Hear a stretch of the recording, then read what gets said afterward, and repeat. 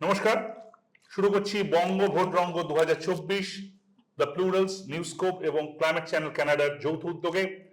নির্বাচন চলছে, মানুষ ভোট দিচ্ছেন। আগামী 4 তারিখ আমরা জানতে পারবো যে এবারের নির্বাচনে কারা জয়ী হলেন, কারা আগামী 5 বছর, আশা করা যায় আগামী 5 বছর তারা ভারতবর্ষের দায়িত্বে থাকবেন। এখন যারা আছেন তারা নাকি অন্য কোনো সরকার।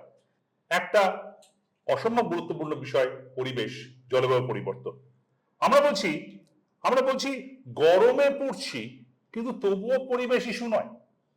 কিছুদিন আগে হিট ওয়েভ চলছিল। এপ্রিল মাস আমরা কাটিয়ে আসলাম, এরকম এপ্রিল গত 120 বছরে দেখা যায়নি। শুধু পশ্চিমবঙ্গে নয়, সারা ভারতবর্ষের নানান জায়গায়। তারপরেও, এবং মনে রাখতে হবে, আইএমডি বলছিল, ইন্ডিয়ান মেট্রোলজিক্যাল ডিপার্টমেন্ট, বাইরে বেরোবেন না এই গরমে।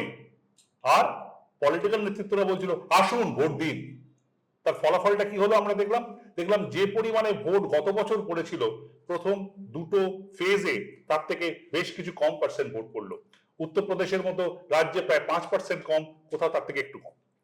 এই দুটো ব্যাপার, একটা হচ্ছে যে এই যে ভোট চলছে সেখানে এই প্রচন্ড গরম, প্রাকৃতিক সমস্যা, তার কি এফেক্ট করছে।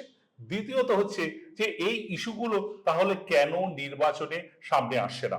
আমার সঙ্গে রয়েছেন ডক্টর স্নেহাশিস সুর।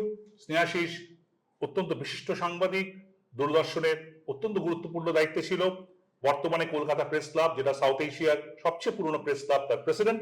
আমার সঙ্গে রয়েছেন শ্রী নব দত্ত, পরিবেশ অ্যাক্টিভিস্ট, যিনি সারা পশ্চিমবঙ্গ জুড়ে যে সবুজ মঞ্চ বলে যেটা নেটওয়ার্ক, তার প্রধান, তার সেক্রেটারি। আমার সঙ্গে রয়েছেন doctor Nilanjan Ghosh, director ORF, এবং শুধু তাই নয়, one of the rarest breed ecological economist, এবং এই মুহূর্তে ভারতবর্ষে ইকোলজিক্যাল ইকোনমিস্ট অ্যাসোসিয়েশনের প্রেসিডেন্ট। এবং কিছুদিন আগে সুপ্রিম কোর্ট ওকে দায়িত্ব দিয়েছিল একটি গুরুত্বপূর্ণ রিপোর্ট তৈরি করার ভারতবর্ষের বনাঞ্চলকে ঘিরে, যদি ভুল না করে থাকি। সুতরাং আমরা এই আলোচনা করবো, আমাদের হাতে 15-16 মিনিট সময়, খুব দ্রুত কয়েকটা বিষয় বোঝার চেষ্টা করবো। স্নেহাশিস, তোমাকে দিয়ে শুরু করি। এইবারের নির্বাচন হচ্ছে, প্রথম দুটো ফেজ হয়ে গেছে, আর একটা ফেজ চলছে। যা রিপোর্ট, তাতে ভোটিং পার্সেন্টেজ কম হচ্ছে, বিশেষ করে সারা ভারতে তো বটে, পশ্চিমবঙ্গ। তুমি গ্রাউন্ড লেভেলে বহুদিন ধরে ইলেকশন কভার করছো, এই ভোটিং পার্সেন্টেজের তারতম্য, সেটা কি করে ইলেকশন রেজাল্টকে কি ইনফ্লুয়েন্স করলে কতটা হতে পারে বলে এবার তোমার মনে হয়? ধন্যবাদ জয়ন্ত। এবারে কম ভোট পড়াটাকে সরাসরি গরমের সঙ্গে দেখা হচ্ছে, এটা দিয়েই তুমিও শুরু করলে। কিন্তু মোটামুটি সাংবাদিক মহল বা যারা এই ভোট তত্ত্ব নিয়ে আলোচনা করেন, তারা কিন্তু সবসময় এটাকে একের সঙ্গে এক হিসেবে মেলাতে চাইছেন না। তার কারণ, অন্যান্য যে প্রথম পর্যায়ে, দ্বিতীয় পর্যায়ে ভোট হয়েছে, দেশের অন্যান্য অঞ্চলে গরম ছিল, গরম তো আছেই, গরমের মধ্যেই তো ভোট হচ্ছে এবং হয়ও আমাদের দেশে।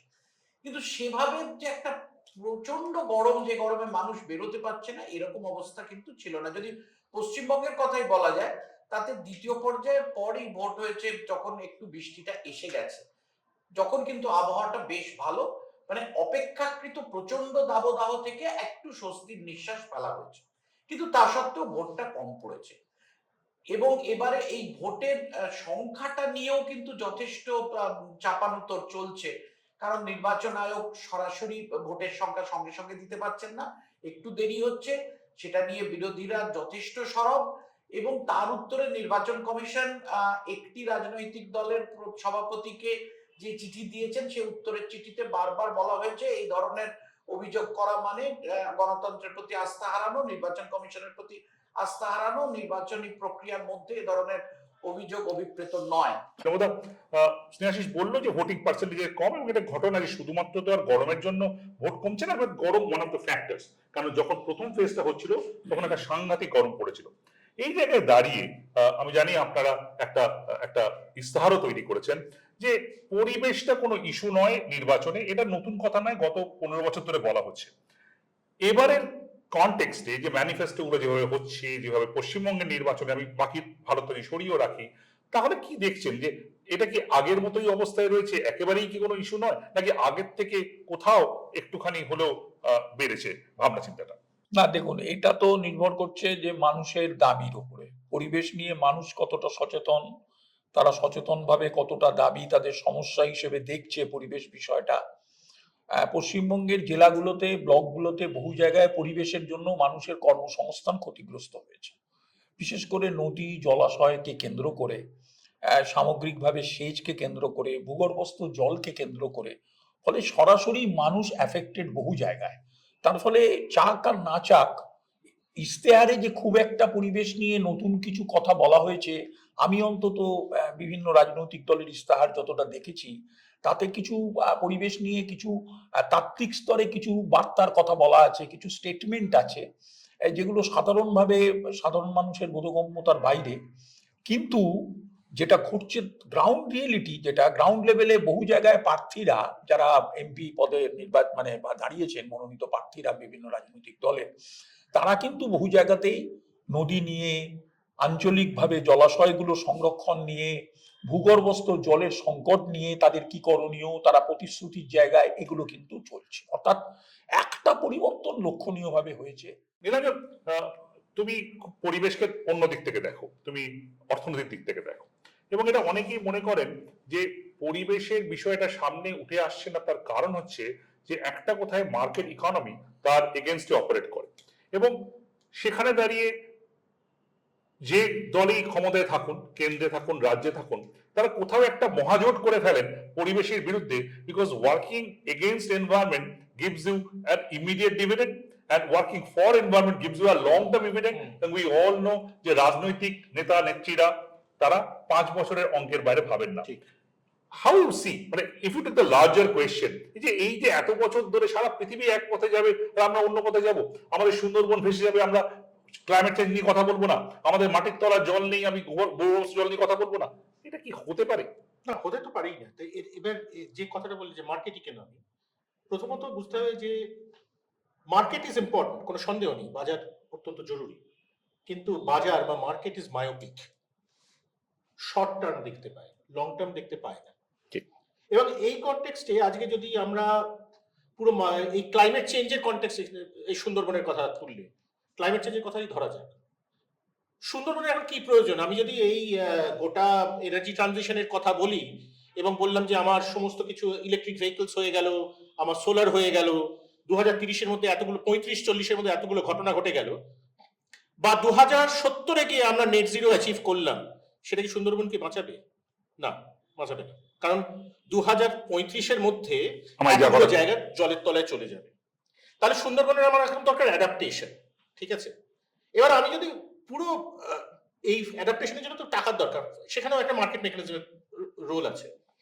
এই অ্যাডাপ্টেশন ফাইন্যান্সের জায়গাটা যদি আমি দেখি কার কাছ থেকে আসবে, multilateral development bank, development bank, এই তারপরে আমাদের যতগুলো বড় বড় এজেন্সি টাকা দিচ্ছে যারা, তাদের পুরো পোর্টফোলিওটা, ফাইন্যান্সিং পোর্টফোলিওটা হচ্ছে 90 to 95% যাচ্ছে মিটিগেশন ফাইন্যান্সে। অর্থাৎ মিটিগেশন ফাইন্যান্স নতুন করে তৈরি করা, কারণ সেখানে মার্কেট আছে, বাজার আছে, সেখানে ডাইরেক্ট আমি একটা দেখতে পাচ্ছি return on investment, ROI, short টার্মে 5 বছরের মধ্যে টাকা উঠে আসবে, মানে আমি সোলারে পয়সা লাগাবো, আমার পয়সা ফেরত আসবে।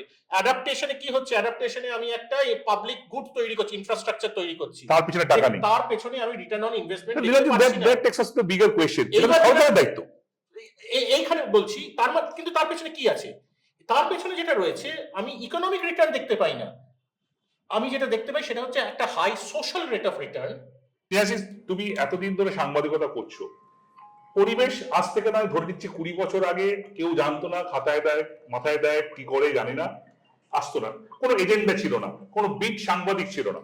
কিন্তু এখন সারা পৃথিবী যেদিকে যাচ্ছে, আমরা এই পৃথিবীটা আদৌ থাকবে কিনা, বলা হচ্ছে যে 2080 সালে পৃথিবীর তাপমাত্রা 3 থেকে 5-এ চলে যেতে পারে। এই জায়গায় দাঁড়িয়ে তোমার কি মনে হচ্ছে যে এই যে মিডিয়া যে আউটপুট, এই ইলেকশনকে সামনে রেখেই সেখানে কোথাও এনভায়রনমেন্ট আদৌ কোনো গুরুত্ব পাচ্ছে?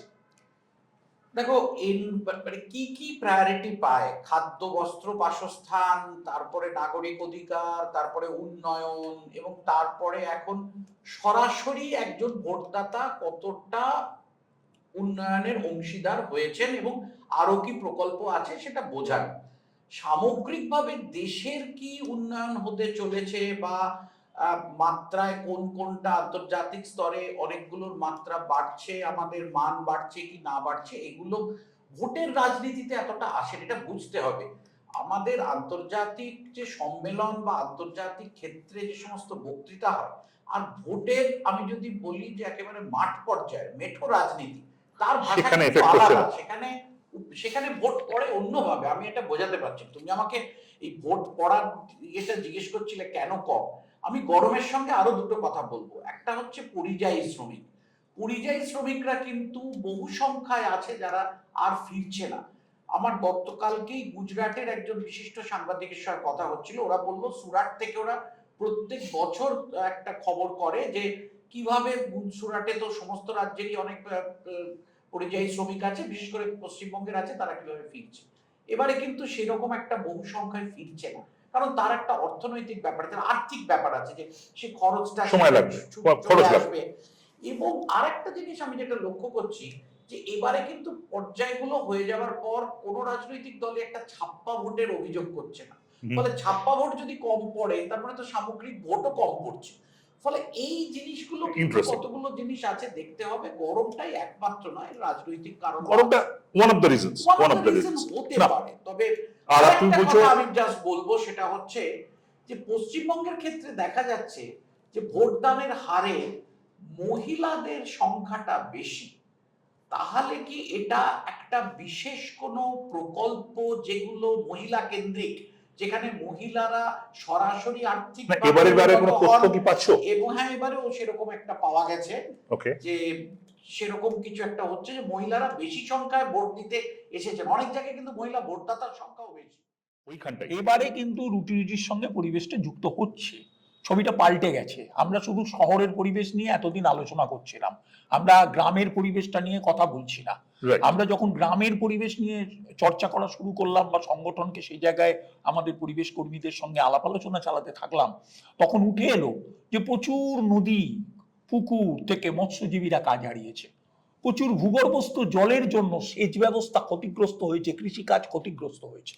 ফলে এই যখন তার রুটি রুজির সঙ্গে পরিবেশটা জড়িয়ে গেছে বা জড়িয়ে যাচ্ছে, তখন স্বাভাবিকভাবে আর আলাদা করে পরিবেশের এজেন্ডা নয়, যখন রুটি রুজির এজেন্ডা উঠছে, তার ওই প্রসঙ্গগুলো উঠছে, তাকে কেন্দ্র করে যে রাজনীতির প্রসঙ্গ উঠছে, তখন নদীর প্রসঙ্গ উঠছে, তখন জলাশয় সংস্কারের প্রসঙ্গ উঠছে, তখন জলের ইস্যু উঠছে, তখন গাছ কাটাটা উঠে আসছে। ফলে এটা আলাদা করে পরিবেশের বিষয়, পরিবেশ বলে পরিবেশ নয়, লাইভলিহুডের সঙ্গে।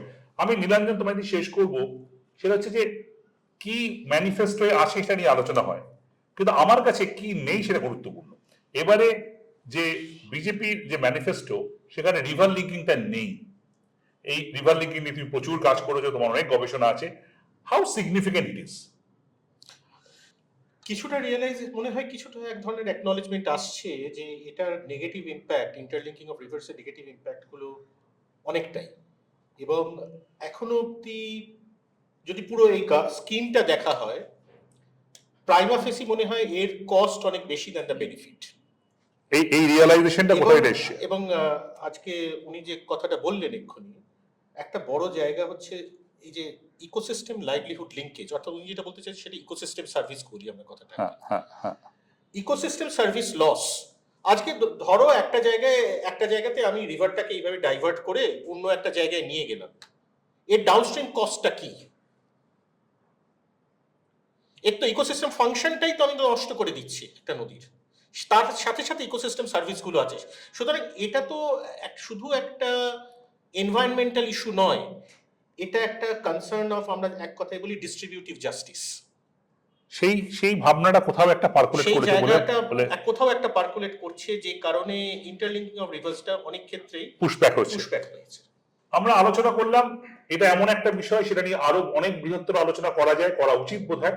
কিন্তু আজকের যে ফ্রেমওয়ার্কে, যে স্ট্রাকচারে আমরা অপারেট করলাম, যে কথা বললাম, স্নেহাশিস বললো যে হ্যাঁ, শুধুমাত্র গরমের জন্যই যে ভোট কমছে এমন নয়। Completely agree with that point. এখানে মাল্টিপল পয়েন্ট আছে, কিন্তু গরমও যে একটা রোল প্লে করছে। আমি একটা লার্জার ইকুইটির প্রশ্ন আসবো, যে একটা 45 ডিগ্রি 47 ডিগ্রি টেম্পারেচারে একজন মানুষকে বেরিয়ে ভোট দিতে বলাটা কতটা হিউম্যান, সেটা কতটা ডেমোক্রেটিক প্রসেসের পার্ট হওয়া উচিত, সেটাও বোধহয় আজ না হলো কাল প্রশ্নে আসতে হবে। এবং কেউ কেউ বলতে শুরু করেছেন যে গরমে এটা শেষ ভোট, এরপর গরম গ্রীষ্মকালে ভোট হবে না, ভোটের সময় পাল্টাও। সেগুলো বৃহত্তর প্রশ্ন।